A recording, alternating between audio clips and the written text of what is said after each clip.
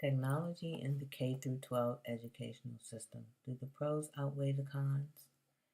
Since 1983, several reports and studies have led to government legislation that drives the quest for technology in education as early as preschool. The federal report, A Nation at Risk, and the No Child Left Behind Act of 2001 championed this goal in the United States.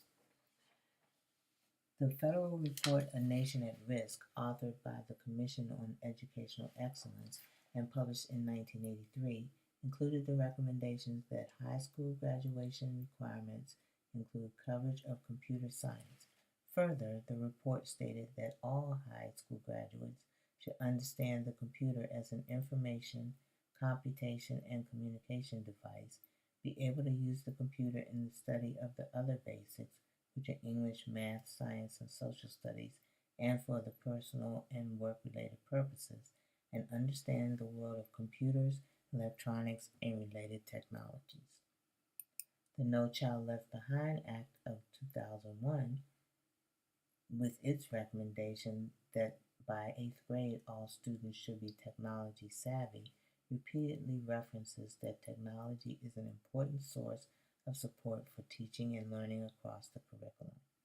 It takes the 1983 report to another level by reflecting that what was at that time the growing consensus among educators and the public of the importance of the ability to use computers to communicate, locate, and manage information, and to use these tools to support learning the content of the other basics of an education. Technologies are seen as a flexible portfolio of tools that could potentially expand and extend the scope and depth of teachers' teaching.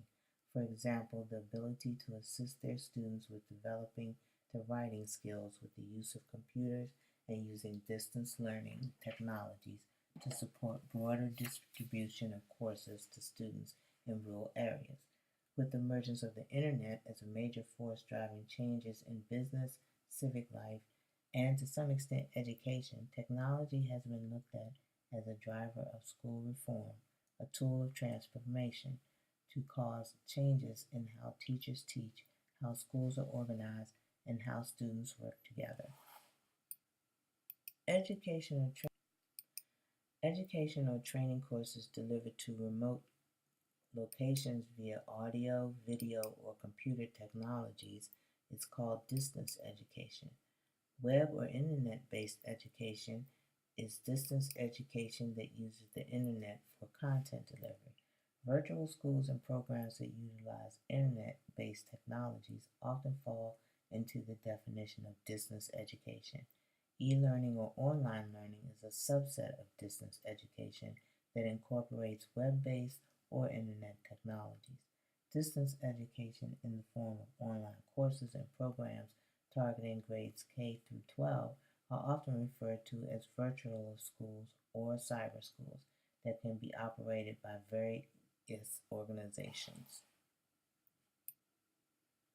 The spread of the internet The spread of the internet has greatly increased the quality of digital classroom resources and has spurred the creation of programs that blend online learning and face-to-face instruction. This blended learning is an educational approach that combines the effectiveness and socialization opportunities of the classroom with the technology-enhanced active learning online. The characteristics of this type of education are a shift from lecture to student-centered instruction in which students become active and interactive learners, increases in interaction between student and instructor, student and student, student and content, and student and outside resources, and an integrated monitoring and evaluating assessment mechanisms for both students and instructor. The blending may be at the course level, combining both online and non-online instruction within one subject. At the institutional level, for example, online schools gathering their students on a regular scheduled basis with the teacher physically present or remaining at a distance, or some students are taking one or more fully online courses and attending a traditional classroom for one or more face-to-face courses. Electronic textbooks are believed to have advantages over the traditional textbook because of the ability to incorporate multimedia content such as video clips, animations, and education based games which capture students' interest while studying. These e-textbooks allow teachers to customize and produce content that is suitable to what is being taught using different techniques that may suit a learner's learning style, region, language, or level of skill while still following the education standards of the district. Students no longer have to carry heavy textbooks back and forth to school. The e-textbook allows for easy backup and easy replacement for the textbook server if the book becomes lost, as well as quick access to the latest content when available. Schools in the United States, the UK, and Australia are testing using devices such as the iPad and Kindle to convert the content of paper-based textbooks to e-books. This chart shows why teaching social networking responsibility is very important. Students are already engaged. 96% of students aged 9 through 17 use social networking technologies already. In 2011, the second edition of Digital Citizenship in Schools was released, which focused on the attributes required for digital citizens.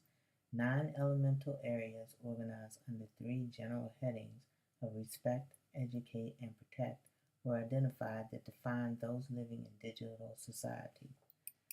These are respect yourself and respect others, which includes digital etiquette, digital access, and digital law. Educate yourself, connect with others. This includes digital communication, digital literacy, and digital commerce. And protect yourself and protect others, which includes digital rights and responsibilities, digital safety, digital health and welfare.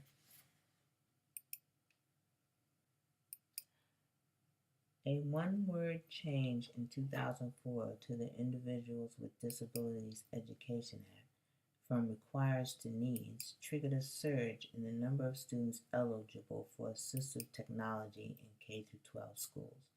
This minor change was huge because it meant that no longer would assistive technology be afforded only to the student whose survival or success was dependent on its use, but would be available to any student that showed a need, essential or very important, to use it. Making this change created a generous standard for those who should receive assistive technologies, increasing ability and availability and broadening the way they're used in the classroom. Assistive tools are now used in both special education and mainstream classrooms to aid any student whose academic difficulties could be lessened by their use.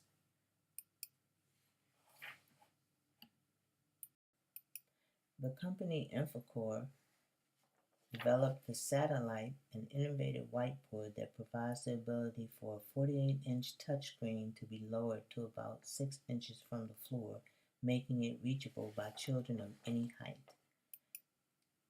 Don Johnston's Solo Literacy Suite is a suite of software that combines 4 distinct programs that are designed to build literacy skills with features that appeal to many different learning modes. The 4 components are Read Out Loud, Write Out Loud, Co-Writer, and Draft Builder.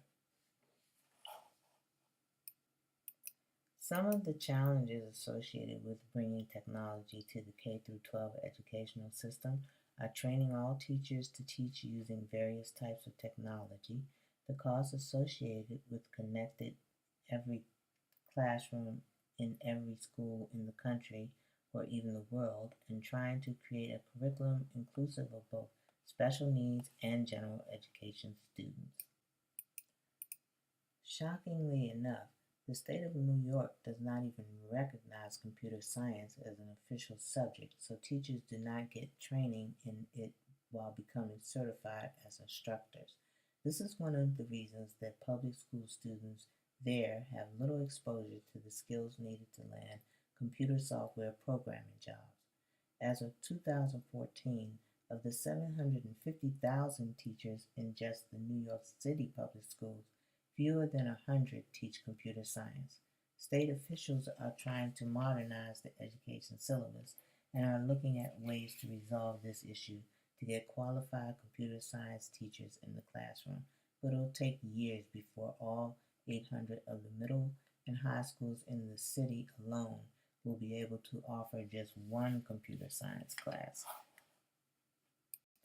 The rapidly changing technology demands that education leaders and classroom teachers at every level of the organization must be technologically savvy. They must all have a basic set of technology skills. It is essential that K through 12 teachers be trained in order to train the students on the ethical, responsible use of technology.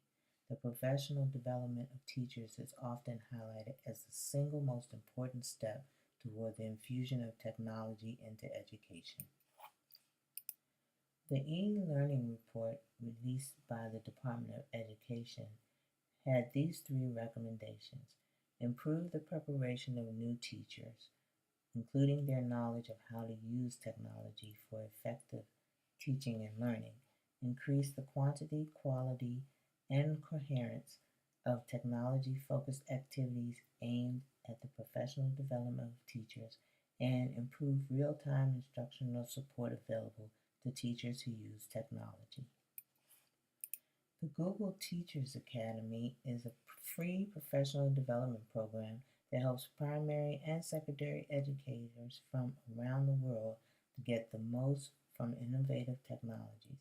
Each session, which includes approximately 50 educators from around the globe, is an intensive 2-day event which participants get hands-on experience with Google technologies, learn about innovative instructional strategies, receive resources to share with colleagues, and immerse themselves in a supportive community of educators making an impact. Educators who attend these sessions become Google certified teachers who are strong professional community educators who are able to provide support, mentoring, and/or training to other teachers. Within the context of planning individualized education plans, or IEPs, technology is being considered as a viable tool for expanding access to the general education curriculum. However, there is still much work to be done to ensure that IEP teams consider the maximum benefits of technology use. The requirements of the IDEA create a massive task for school districts because they must begin with a standard curriculum and then ask how the assistive tools might be used in achieving the required outcome.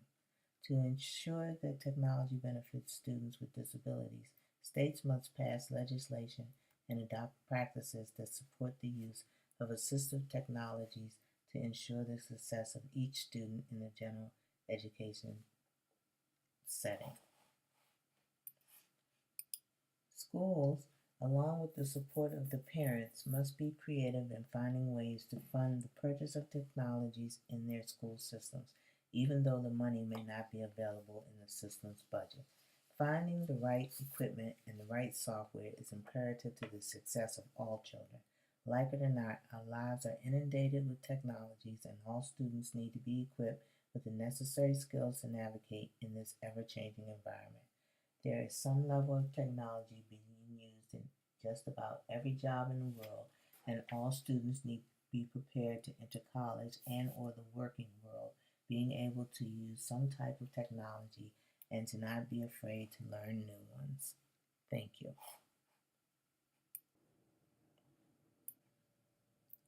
Following are all the references I used for this presentation. Thank you.